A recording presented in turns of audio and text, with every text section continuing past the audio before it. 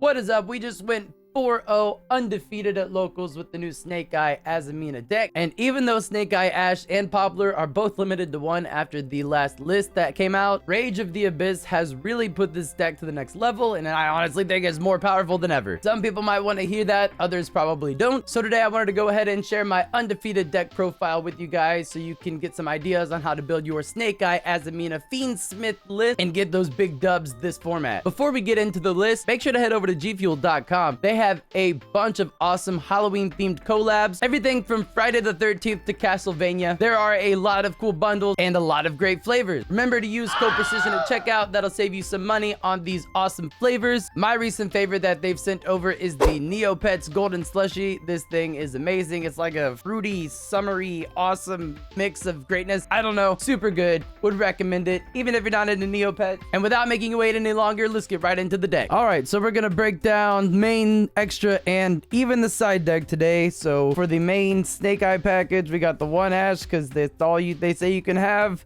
1 Poplar, 2 Oak. We got 1 Diabellstar, 1 Flamberge, 3 Diabellstar the Black Witch, 3 Wanted. This is the, other than Deception, Wanted is obviously the best starter. We have all 3 of the main Sinful Spoils spells, the original, subversion, and field spell. I've seen people run 2 original instead of the subversion, but I think having a searchable option going second or even for turn 3 is great, and this can be sent for deception cost the same as original can. So there's really no additional benefit to running original. At 2, I would say field spell standard, so you can set up the Diabellstar and get an extra body, of course. 1 Flamberge, you could do 2, I guess, if you're scared of like DD Crow or something like that. But most of the time you're looking at Bestials to banish your Fiendsmith stuff. 3 Witch, 3 Wanted. These are, yeah, like the best starters in the deck that you can have at 3, obviously, besides Deception. And so this is a fairly standard Snake Eye package, other than, like I said, Subversion, which is one of my favorite techs for the decks, so I wouldn't take it out, but you can do whatever you want there for sure. Next up, we just have some more engine requirements. So we have the 2 Bonfire, the 1 Hallowed Azamina, the 3 Deception of Sinful Spoils. Like I said, this is the one you want to be getting most of the time, because this ultimately lets you search your Wanted and then get into your full Snake Eye plays. Bonfire 2 felt good. Didn't really use Bonfire ever. It's just by the time you get Snake Eye Ash set up on the field, unless that's your only starter, like, they're not gonna stop it because you have so many other things to stop them. So this is really just if you draw Ash and that's your only thing that you have and they stop it, then you can extend into Poplar with Bonfire. Of course, Hallowed Azamina, really cool, not once per turn fusion spell. You can add it back to your hand from the graveyard once per turn, kind of like Chimera Fusion. But you can use the fusion effect multiple times in the same turn, as long as you have something to shuffle back for it from the graveyard and another monster to reveal, which you should because you shuffled 1 back. Deception is cool. Don't forget that in the end phase, if it was sent off of your hollowed, you can set it. So that's a good thing to do. But yeah, that wraps up the main deck Sinful Spoils, Wanted, Snake Eye, Azamina package. Now we're going to go ahead and move on into the Fiendsmith stuff. So we have the 2 Engravers, the 1 Lacrima, which is what you're summoning off of Requiem now, 1 Lurie, 1 Track. Everything except Lacrima is standard before Rota, so not really going to explain too much there. But like I said, you want to summon the Lacrima with the Requiem now, because you can equip the Requiem to the Lacrima to get the additional level 6 body with the Engraver Graveyard effect after sending him to the graveyard with her effect to get you set up with a Caesar before you go into your Snake Eye combos. So just a really good way to get 2 level 6 bodies on the field without the other Lacrima that was banned. Lurie is a good normal summon if all else fails. You don't really use your normal summon in this deck if you're using original to summon the Ash, so you could just use that to go into your Snake Eye combos. It depends on your hand, and then Tracked, obviously, it's just always there.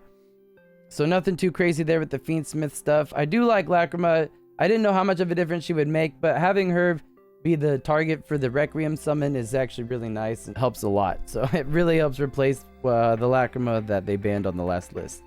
So some non-engine, we have the 2 Cross Out, the 1 Talents, 1 Called By, 1 Kurikara, And I do run the rabbit, so we have the Azarune. 2 cross out, 1 call by, mostly for the Fualos. I do run 1 Fualos, that's it. I haven't been lucky enough to pull multiple. 1 talent, I just always have 1 talent in the deck. I don't know why. Don't have to put it there. The deck's at 42. You could probably cut these 2 cards and make it 40, but consistency felt good where it was at. And I like having Kurikara now more than ever because if anything, worst case scenario, she can be tributed for the deception effect and then later just added back with Oak. So it's like you really tributed nothing. So I like Kurikara. I like talents. They're good. Talents is a good cross out target, if anything else. So like I said, you could probably get away with cutting those 2 cards. You don't have to run them. You could run the deck at 40 without them, and it'll probably work just as good. Azarune, it's required for the rabbit. Yeah, that's there for that. I didn't really feel like I need the 3rd cross out. I don't like seeing 2 cross outs in my hand, and this deck has some draw power with Wanted that's searchable. I do have the Perulia in the side deck, so you can draw into a lot of non-engine there. For hand traps, we have 2 Ash, 2 Imperm, 2 Nib, 2 Veiler, 1 Droll, and 1 Fualos. This probably looks weird. You could switch up ratios, but I feel like these 4 cards are required right now. And not only are they good cross-out targets, but they're really good to just have in your hand. Any combination of this guy and these 2 obviously busted. I decided to run these as cross-out targets. You could take these out and run a 3rd Ash and a 3rd Imperm or a 3rd Nib. Something like that. You could do what you want here. This worked for me. Like I said, we went 4-0, so I had what I needed when I needed it. But yeah, you can do whatever you want here to make yourself happy with the ratios or whatever. Let's go ahead and take a look at the extra deck. For the Azamina cards, we just have the Ilia Sylvia and the Murcielago. These are all you need. Summon her first to search the Wanted or Original Sinful Spoils, whichever one. Summon her second to stop Nib. Easy clap. We have the Fiendsmith package. 1 Requiem, 1 Moon, 1 Desiree, 1 Sequins, 1 Necroquip, 1 DDD High Wave King Caesar. This really can't be changed. You want to run the deck optimally, you need these 6 cards in your extra deck. Very good engine. I mean, you can run this deck without Fiendsmith. I'm just saying if you want to run Fiendsmith, those are the ones you need. You could definitely still run pure Snake Eyes and stuff if you wanted to. Standard links, we have the Relinquished Anima, the IP Masquerena, Hita, like I said, the Silhouette Rabbit, the SP Little Knight, Princess, and Access Code Talker. Nothing too crazy here. I think this is all pretty standardized at this point. You don't really need the big OTK package anymore now that you have Fiendsmith to get a little bit better board set up and all that good stuff. Don't forget that on your turn, you can negate Princess with Desiree to use her and an extra body to make a rabbit. So you don't have to burn through your Hita on turn 1 all of the time. But that is if you can get Desiree out, which isn't too hard, honestly. Especially with Lacrima being a thing now. So I didn't summon Access Code Talker. I almost did.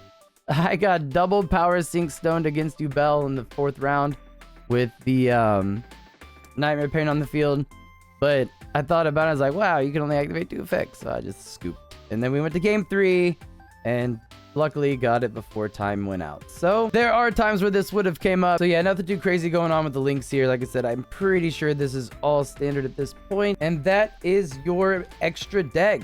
Just nice 15 cards, nothing too crazy. 6 Fiendsmith cards. You got your Azamina cards that are required for your protection and your searches, and then just your standard Snake Eye link. And finally, we're going to take a look at the side deck. I don't normally do it, but this actually was a really effective side deck this event, so let's go ahead and talk about it. We have the Lightning Storm and the Feather Duster, just 1 each, and a Snatch Steal as sort of like your board breakers that you want to draw into off of the 3 Perulias. So kind of going second, this is what you're looking at.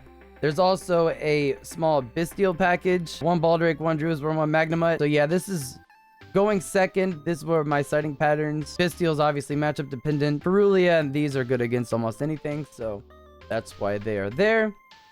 But yeah, Bestial's against the mirror match, Ubel, anything like that for sure. And then going first, we have the 3D barriers and the 3 power filters. The power filters kind of just replaces the skill drain. You can just send it with the Ash. If you normal summon Snake Eye Ash or Oak, either one, you can just send it. D barrier, good to set up against Tempai. This actually did really good against Whitewoods for me. Going first, I'm looking at these 6 cards, probably swapping out things like the nib and stuff like that. And there you have it, my undefeated profile for the Snake Eye Azamina deck. This was the first event that I played with the deck, and it basically plays itself. If you know what to do with Deception to get your board set up, you are basically good from there. There is no stopping you. We can go ahead and look at the main combo now. If you want to just see what that kind of looks like. Let's start with Deception, Kurikara, and something you don't even really want to draw. Snake Eyes, Diabellstar. So what we're going to do here is in the main phase, you activate Deception.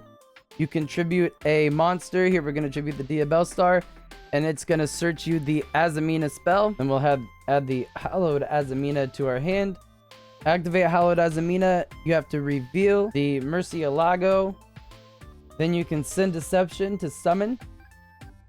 And then on summon, she searches a Sinful Spoils spell.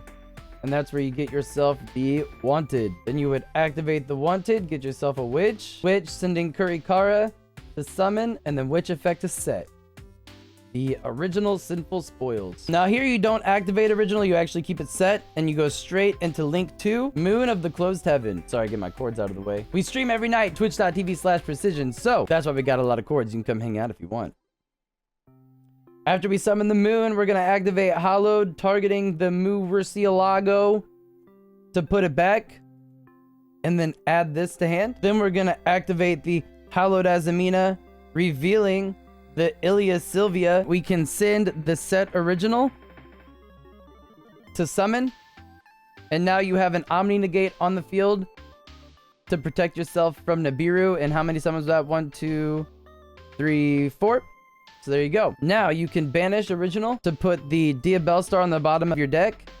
And then search for the Snake Eye Ash. And they already know that's going to be coming, so they don't want to stop this. You're going to go into a Requiem.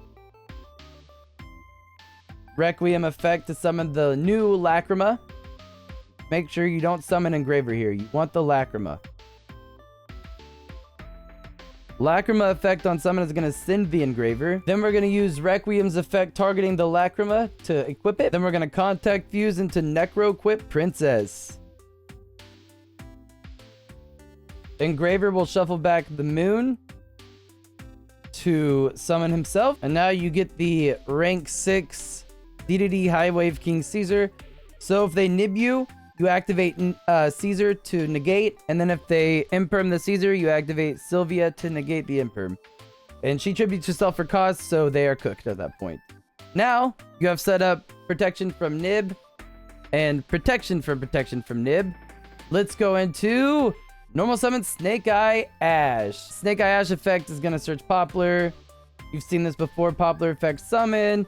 Poplar effect search field spell. Field spell effect to put your Diabellstar that you tributed earlier back into the spell trap zone. So it's like you tributed nothing, right? Ash send Diabellstar for Oak. Oak target Ash to summon. Oak sending Poplar to summon Flambears. You actually do want to send the Poplar, and you don't want him in the back row because you do run out of space for bodies here. Poplar target Diabellstar to put in the back row. Now we go Link 2 into IP Masquerena. Flambears summons back 2, of course. Kind of got to be mindful with your arrows here. Nothing too crazy, but it comes up. Then we just go ahead and Link 3. And we actually weren't able to get a Desiree out here, so we are going to have to burn through a Hita. But there are times when you can get Desiree out, and that is not the case.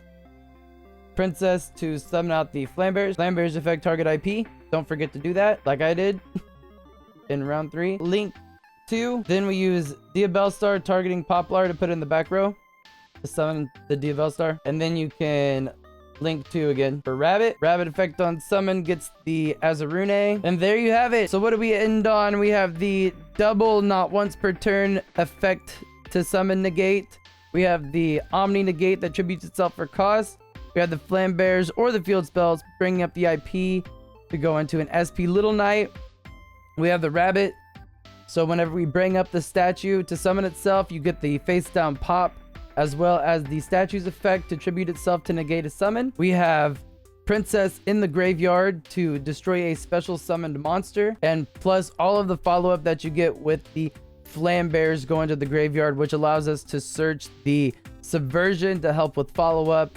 And we can summon back the Oak that will allow us to add the Kurikara back to hand to break their board on the next turn. These are a lot of very powerful interactions. This board helps you protect yourself before you even get it set up, and it all came from Deception, and you have 2 spare cards to get rid of, which can in certain cases just be used later on, so it's really like you use nothing. Thank you so much for watching and for all the support. Don't forget that we stream every single night at twitch.tv/precision, so you can come hang out there. Let me know what you're playing this format, or let me know down in the comments below. I hope you're having fun with this new ROTA format. I know I am. I've enjoyed Snake Eyes the whole time, so I'm in the minority. I feel it. I know most people are tired of it. If you enjoyed the video, please give it a thumbs up and subscribe for more content. I hope the rest of your day is fantastic. Make sure to use code precision at gfuel.com to save money on your order, and we'll see you in the next one.